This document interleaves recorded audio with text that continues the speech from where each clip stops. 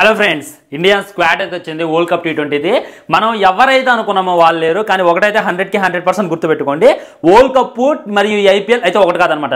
ఈ ఐపీఎల్ని చూసి వాళ్ళని సెలెక్ట్ చేస్తారు, వీళ్ళని సెలెక్ట్ చేస్తారు అని అనుకుంటే మటుకే ఖచ్చితంగా మనం పప్పులో కాల్సినట్టే. సో కొంతమంది అయితే డిసప్పాయింట్ అవుతున్నారు, మా ఫేవరెట్ ప్లేయర్ లేరు, కేఎల్ రాహుల్ లేడు, రుతురాజ్ గైక్వాడ్ లేడు అని చెప్పి చాలా మంది డిసప్పాయింట్ అవుతున్నారు. అసలు ఎందుకు వీళ్ళని సెలెక్ట్ చేయడానికి గల కారణం ఏంటి, వీళ్ళని ఎందుకు సెలెక్ట్ చేశారు, అసలు ఎవరిని సెలెక్ట్ చేశారు అనేటటువంటిది క్లారిటీగా క్లుప్తంగా మాట్లాడుకుందాం. స్క్వాడ్ విషయానికి వచ్చినట్లయితే ముందు బ్యాటర్స్ నుంచి వద్దామన్నమాట. రోహిత్ శర్మ యాజ్ కెప్టెన్ గా 100కి 100% తీసుకుంటారని మనకు తెలుసు. విరాట్ కోహ్లీ వీళ్ళిద్దరే 100కి 200% ఓపెనర్స్, ఇది గుర్తుపెట్టుకోండి. అండ్ జైస్వాల్ ఇది కొద్దిగా సర్ప్రైజ్ గా అనిపించింది అనమాట. మనోడు ఐపీఎల్ మొత్తం మీద 1 సెంచరీ చేయడం జరిగింది, అయినా కానీ తనకు ఛాన్స్ ఇచ్చారంటే మనోడు దాన్ని యూటిలైజ్ చేసుకోవాలి, దాన్ని వాడుకోవాలని చెప్పి మనం మనస్ఫూర్తిగా కోరుకున్నాం. Suryakumar Yadav mister Sky, mister 360 అని చెప్పుకోవచ్చు, ఇలా కొడతారు కదా బ్యాట్ తో. సో తనకు కూడా మంచి ఆపర్చునిటీ అయితే ఇవ్వడం జరిగింది, మరి తనేం చేస్తారు అనేటటువంటిది చూడాలన్నమాట. అండ్ బౌలర్ విషయానికి వచ్చినట్టయితే కుల్దీప్ యాదవ్, చాహల్ కి, అండ్ అర్షదీప్ సింగ్ కి, మొహమ్మద్ సిరాజ్ కి, జస్ప్రీత్ బుమ్రా, ఇది మనం ఆల్రెడీ నన్ను డిస్కషన్ చేసుకున్నాం అనుకుంటా. కాకపోతే రవి బిష్టోయ్ లేడు, మయాంక్ యాదవ్ లేరు, వీళ్ళు లేరు అని చెప్పి చిన్న డిసప్పాయింట్మెంట్. వీళ్ళంతా కూడా సీనియర్లు అనమాట. ఎక్కడ ఇంటర్నేషనల్ పిచ్ లో ఏ విధంగా బౌలింగ్ వేయాలి, ఇంటర్నేషనల్ ప్లేయర్లకి ఏ విధంగా బౌలింగ్ వేయాలి అనేటటువంటిది వీళ్ళకి తెలిసిన వాళ్ళు కాబట్టి ఖచ్చితంగా ఈ బౌలర్స్ తీసుకుంటారని చెప్పి నేను ఆల్రెడీ డిస్కషన్ చేసుకుందాం.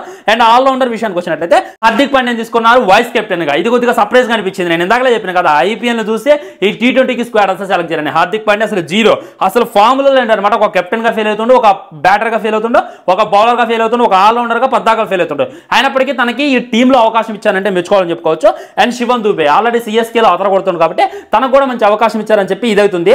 అండ్ రవీంద్ర జడేజా ఇక 100కి 100% జడేజా ఉంటాడు, ఎందుకంటే తన బ్యాటింగ్ సరిగ్గా చేయపోయినా, బౌలింగ్ సరిగ్గా చేయపోయినా కానీ ఫీల్డింగ్ అదిరిపోద్ది అనమాట. తన కోసం అయితే తనకు ఖచ్చితంగా ఛాన్స్ ఇస్తారు. అండ్ అక్షర్ పటేల్ మొత్తం మీద చూడండి, మొహమ్మద్ సిరాజ్ని 100% తీసుకున్నారు మనం ఇయ్యబోయినా, ఎందుకంటే టీం మొత్తం మీద ఒక ముస్లిం ఉంటే కలిసి వస్తుంది అనేటటువంటిది ఎప్పటి నుండి వస్తున్నటువంటి ఆనం అయితే. అండ్ కీపర్స్ గురించి మాట్లాడుకోవాలంటే రిషబ్ పంత్ తీసుకున్నారు, సంజు శాంసన్ తీసుకున్నారు. ఇది బిగ్ సర్ప్రైజ్ అనమాట.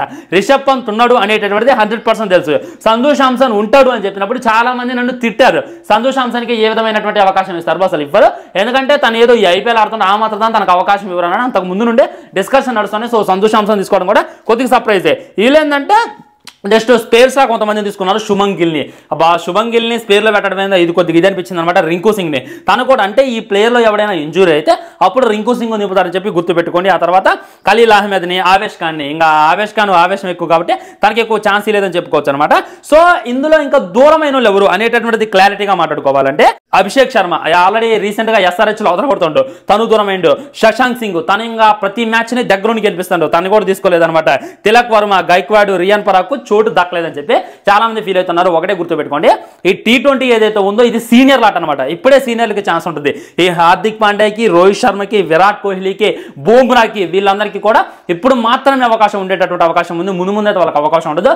ఆ తర్వాత మొత్తం యూత్ తీసుకొని ఆడిచ్చేటటువంటి ప్రయత్నం చేస్తారని చెప్పి నేను అనుకున్నా. ఇంకో ఈ స్క్వాడ్కి అయితే నేను 100కి 80 మార్క్స్ ఇస్తాను. మరి మీరెన్ని మార్క్స్ ఇస్తారు అనేటటువంటిది డెఫినెట్గా కింద కామెంట్ చేయండి. ఈ స్క్వాడ్తో వెళ్ళి కానీ కప్పు కొట్టకపోతే ఇక నోట్లో అవుతారా బాయ్, చూసుకోవాలి. మరి రోహిత్ శర్మ సింగిల్ హ్యాండ్తో కప్పు తెప్పించి చూపించన్న. ఎవడైతే నిన్ను కెప్టెన్ గా పనికిరావన్నాడో, ఎవరైతే కెప్టెన్ గా పనికిరావని చేసి పక్కనేసి ఒక చిన్నపిల్లగాడి కెప్టెన్సీ ఇచ్చారో వాళ్ళందరికీ నువ్వు నోరు ముప్పేయాలని చెప్పి నేను మనస్ఫూర్తిగా కోరుకుంటున్నా. ఇంకా విరాట్ కోహ్లీ విజృంభణ ఎలా ఉంటుంది అనేటటువంటిది T20 చూడండి, అప్పుడు మాట్లాడుతాం అనమాట. బాయ్. మరి ఛానల్ సబ్స్క్రైబ్ చేయండి, వీడియో లైక్ చేయండి, వీడియో షేర్ చేయండి. వన్య మాత్రం చేసి ఉంటా. బాయ్, నమస్కారం.